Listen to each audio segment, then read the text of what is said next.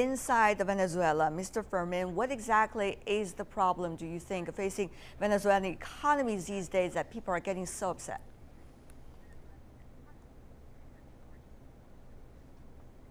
Well, in the last month, we've seen street protests take over the whole country.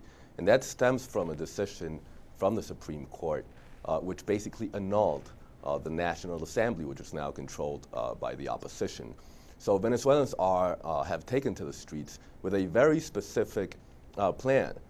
They're calling for respect for the National Assembly. They're calling for free and fair elections, for the liberation of the political prisoners, for the government to free political prisoners, and for a humanitarian effort to be allowed to enter the country.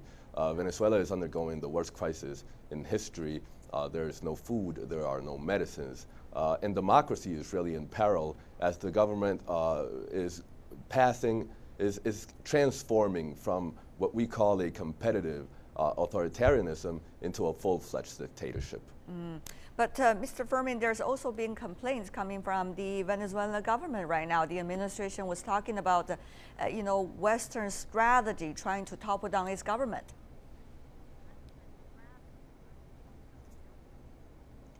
Well, it's really that's not the case at all. That's part of the rhetoric. That is part of the government's newspeak, if you will.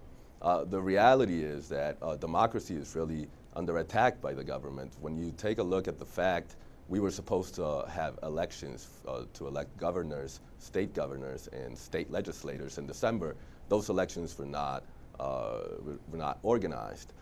Later, Venezuelans petitioned for a recall referendum to democratically oust President Maduro. That was also aborted by the National Electoral Council, which is co-opted by the president and the ruling party. So now the opposition's agenda is not a violent agenda. It is not an agenda that calls for intervention by foreign powers. It is an agenda that only passes through elections, through having the people have the last call. And that is what Mr. Maduro is set on not allowing to happen. So all those arguments are wrong. What we're looking at now is very different from what we looked at in the past, in the sense that Venezuela has been a very polarized society in the last 20 years.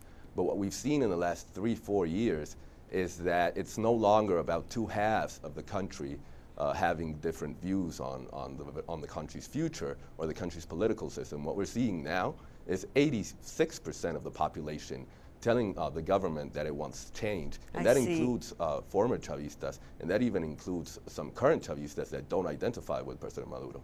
Right. But Mr. Farnsworth, at this point, there seems to be such a sharp difference between, let's just say, the majority, according to Mr. Furman mentioned in the survey in Venezuela, and the government itself about their different views how to approach with the country's future. Is there any common ground that can be talked about?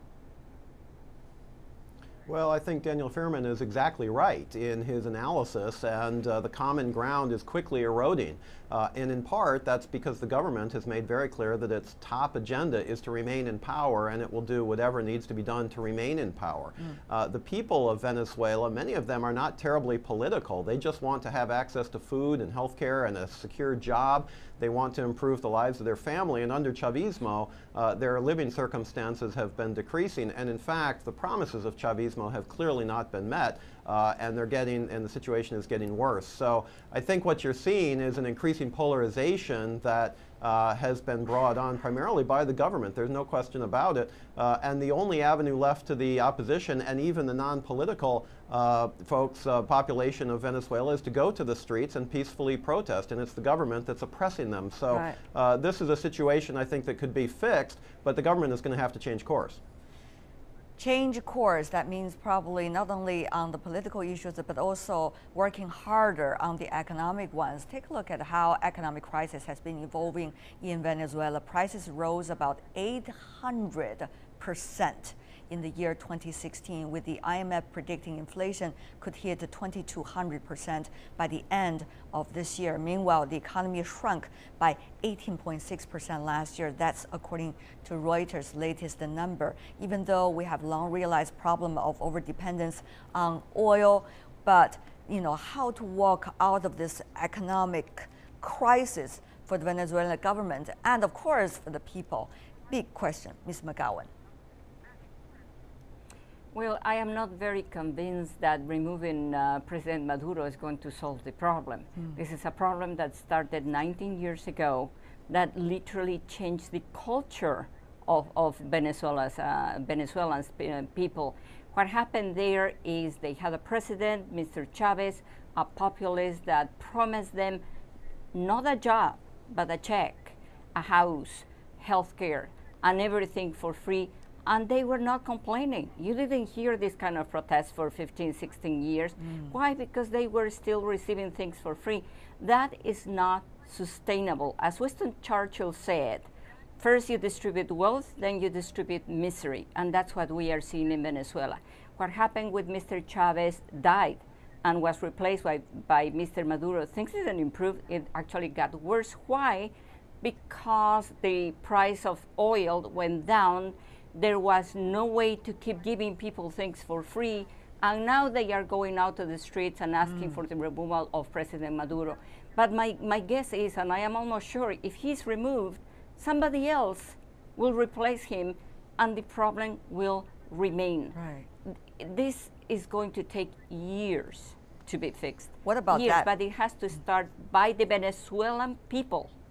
What about that, Mr. Furman? I mean, the economic and political crisis, as Ms. McGowan mentioned, keep on feeding one another to go on a vicious cycle and probably even more. Change of one person not likely to solve the problem, rather, Mr. Furman. Well, it certainly would be a step in the right direction.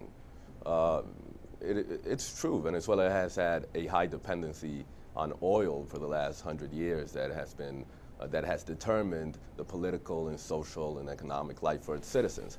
However, we've seen in the last 10 years, especially ever since Mr. Chavez in 2007 started a very aggressive confiscation policy of lands and businesses, a real war on production and war on productive sectors of the population by the government. So it's really a case of an economic model that does not work when oil prices are not high. So what we have now is a situation where people no longer demand a change in the government, but a change of the government. Right. So people have come to terms with the fact that the solutions will not come from any sort of government action, but by the changing of the administration. Wow. And that would allow for workers and businesses and landowners to get the economy moving again, because right now, at the current moment, the private sector is viewed as the enemy by the government, and there is a strong, not only centralized, but also a very strong state-oriented economy, which is not working for the Venezuelan people. Mr. Farnsworth, inside the country, there could be different beliefs as to what eventually could work, but also external environment extremely important as well. President Trump comes into power, did not have much time at all to think about his strategy toward his neighbors besides building the wall crisis. So what is it going to be, the relations between Washington and Caracas as a result of the current crisis going on? Meanwhile, you also see Venezuela going out to the other countries in other continents, China included, and others as well, for help and for cooperation. Will outside factors be able to help with the current, at least immediate crisis in any way, Mr. Farnsworth? This is one of the more interesting aspects, in my view, of the whole crisis, and that is the international support that used to exist, perhaps, for Chavismo has been eroding, particularly in Latin America and the Western Hemisphere. Countries that were supporters of President Chavez and then President Maduro have subsequently changed course and have called for a release of political prisoners and different implementation of human rights and the meeting of commitments under the Inter-American Democratic Charter. And other countries, I think, globally are recognizing that this model in Venezuela is unsustainable, and that the more they offer support for the model, not the individual, but the model, this is a losing game over time, for all the reasons we've already discussed. In terms of the United States, I mean, I think the Trump administration clearly has priorities globally. It's unclear where Venezuela ranks in that scenario, but I would say that the U.S. Congress has become very motivated on Venezuela, particularly the Senate, but also the House, which has taken a bipartisan approach to try to urge the U.S. to take a stronger position, and also to do things like offer humanitarian assistance. This is really interesting. The people of Venezuela want it. The government doesn't, because the government says there's no humanitarian crisis. So why do we need assistance? Well, they need assistance because people are starving in their country. And so this is something that I think the United States and the international community can do. Well, Ms. McGowan, sometimes the outside factor could be a plus in solving the problem. Sometimes it could work the other way around. We all understand in different crises. What do you think about what President Maduro now faces? Given the current crisis, what can be some of the immediate actions he can take to lessen the pressure, at least politically, on him, but at the same time doing real things for the people? Ms. McGowan. I think the first thing he should do is resign. He should resign. Sooner or later, he will be out peacefully or not peacefully, and I think he should do that because of the love of his country, if he has some love left for Venezuela. Second, he should leave more power to the National Assembly and try to help his country by removing himself from that scenario, going away and letting the National Assembly to keep going. About the international help, obviously, we expect the neighboring countries to help, but I think China, and I thank China in the name of the Venezuelans, because without the help of China, I think they would have collapsed even much earlier.